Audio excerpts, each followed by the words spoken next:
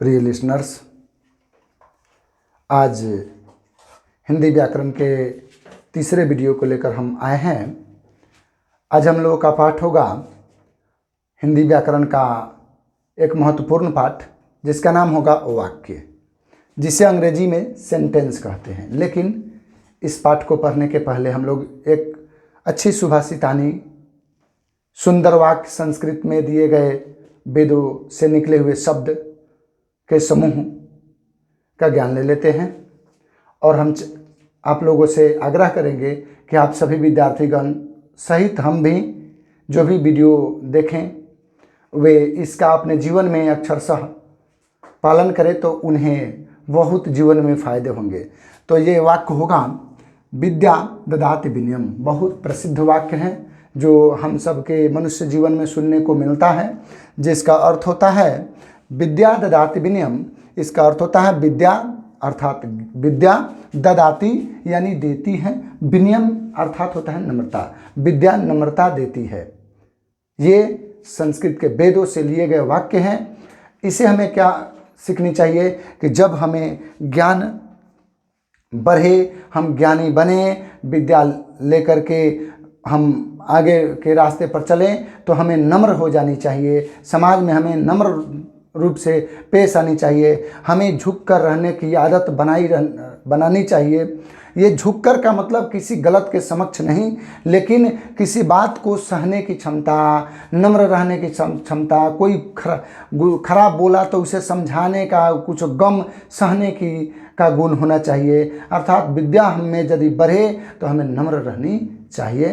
तब इन्हीं सुभाषितानी के बाद अब हम लोग चलते हैं वाक्य को पढ़ने। तो जानने चाहेंगे हम लोग कि वाक्य किसे कहते हैं। तो जानेंगे कि शब्दों के सार्थक समूह को वाक्य कहते हैं। पहले तो समझे कि शब्द क्या है। देखिए, राम एक शब्द है, एक दूसरा शब्द हुआ, महापुरुष तीसरा शब्द हुआ, थे चौथा शब्द हुआ। यहाँ चार शब्दों का समूह हुआ है। समूह माने झुंड। चार समूह का शब्दों का झुंड हुआ है और चारों शब्द सार्थक है। सार्थक जिसका अर्थ हो। राम है, राम का कुछ ना कुछ अर्थ है। किसी मनुष्य का नाम है, एक संख्या का बोध कराता है। महापुरुष विशेषता बताता है। थे अंतिम क्रिया है।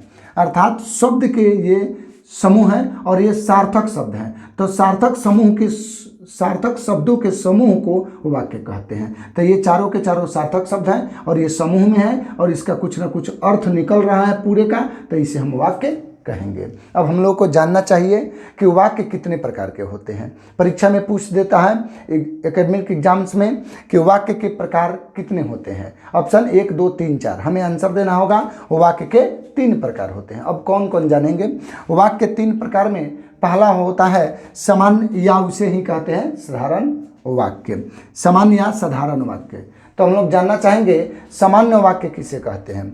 सामान्य वाक्य वह वाक्य जिसमें एक क्रिया और एक कर्ता हो, एक काम हो और एक काम को करने वाला मनुष्य हो या करने वाला हो। तो देखिए, यहाँ जाना एक क्रिया है और जाने वाले काम को करने वाला एक कर्ता राम है। ठीक है। तो इस प्रकार से एक क्रिया और एक कर्ता यदि हो तो उस वाक्य को साधारण वाक्य कहते हैं। जैसे मैं पढ़ाता हूँ, पढ़ाना क्रिया है, पढ़ाने वाला मैं हूँ। ठीक है। तो इस प्रकार के वाक्य को साधारण वाक्य कहते हैं। इसी प्रकार से वे लोग खेलते हैं। खेलना एक क्रिया है। एक क्रिया के साथ उस क्रिया को करने वाला कोई कर्ता हो। ठीक है। तो कौन खेलते हैं, वे लोग खेलते हैं। तो क्रिया हो और कर्ता हो, बस जिसमें एक क्रिया और एक कर्ता हो, उसे साधारण वाक्य कहते हैं। तो इस प्रकार के वाक्य को आप लोग समझ जाएंगे, साधारण वाक्य हैं। चलिए हम अगला समझते हैं संयुक्त वाक्य। वाक्य का दूसरा भेद है संयुक्त वाक्य और तीसरा भेद होता है मिश्र वाक्य। तो चलते हैं संयुक्त वाक्य किसे कहते हैं हम लोग जाने। संयुक्त वाक्य जब दो साधारण वाक्य, जो दो समान वाक्य आपस में मिल जाए और मिलकर एक वाक्य का निर्माण करे, उसे संयुक्त वाक्य कहते हैं। संयुक्त का अर्थ ही होता है मिला जुला। संयुक्त कहीं भी कुछ लिखा हो। संयुक्त राष्ट्र संघ माने मिले जुले देशों का संघ। ठीक है। तो संयुक्त अर्थात मिला जुला, वाक्य अर्थात वाक्य वह वाक्य जो मिले जुले वाक्य हो, अर्थात जिसमें दो साधारण वाक्य मिलकर एक वाक्य का निर्माण किया हो, तो उसे संयुक्त वाक्य कहते हैं। जैसे राम आता है और मैं उसे पढ़ाता हूँ। तो राम आता है एक साधारण वाक्य है, मैं उसे पढ़ाता हूँ ये भी एक साधारण वाक्य है, और दोनों साधारण वाक्य और की मदद से जुड़ गया है। ठीक है, देखते हैं कि जोड़ने के लिए दो प्लास्टिक की वस्तु को जोड़ने के लिए फेविक्विक का प्रयोग करते हैं। उसी प्रकार से यहाँ पर और इस वाक्य में लेकिन ये क्या है, फेविक्विक का काम कर रहा है, कंजंक्शन का काम कर रहा है। ठीक है, अंग्रेजी में इसे कंजंक्शन कहते हैं हम लोग, संयोजक। तो देखते हैं, राम आता है, साधारण वाक्य है, मैं उसे पढ़ाता हूँ, ये भी साधारण वाक्य है। जब दो साधारण वाक्य किसी एक शब्द की सहायता से जुड़कर एक वाक्य का निर्माण करता है तो उस वाक्य को संयुक्त वाक्य कहते हैं। उसी प्रकार से वह हंसती है लेकिन मैं उसे डांटता हूँ। चलिए, वह हंसती है एक साधारण वाक्य है, मैं उसे डांटता हूँ ये भी एक साधारण वाक्य है। ये दोनों साधारण वाक्य लेकिन शब्द से जुड़ा हुआ है, शब्द की मदद से जुड़ा हुआ है। तो जब दो साधारण वाक्य आपस में मिलकर एक वाक्य का निर्माण करता है तो उसे संयुक्त वाक्य कहते हैं। इसी से आप समझ चुके होंगे। आगे देखते हैं मिश्र वाक्य। ठीक है, वाक्य तीसरा भेद है मिश्र वाक्य। देखिए, मिश्र वाक्य किसे कहते हैं?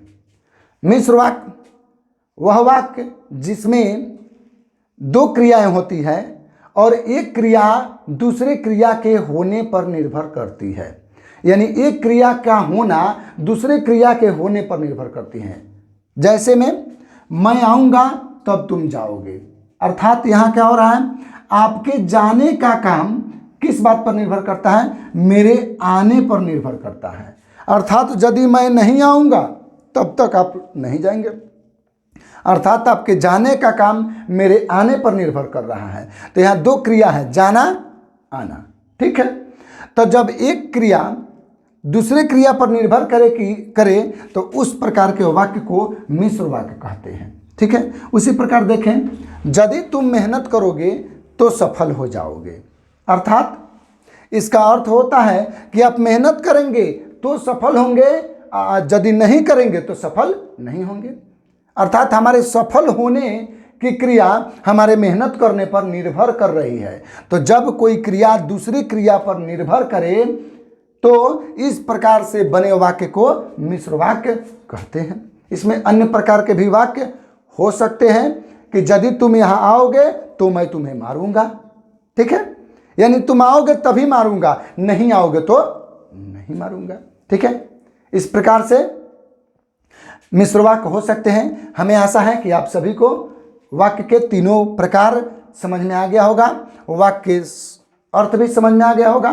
तो हम सभी ध्यान रखेंगे, यदि प्रश्न परीक्षा में आए कि राम आता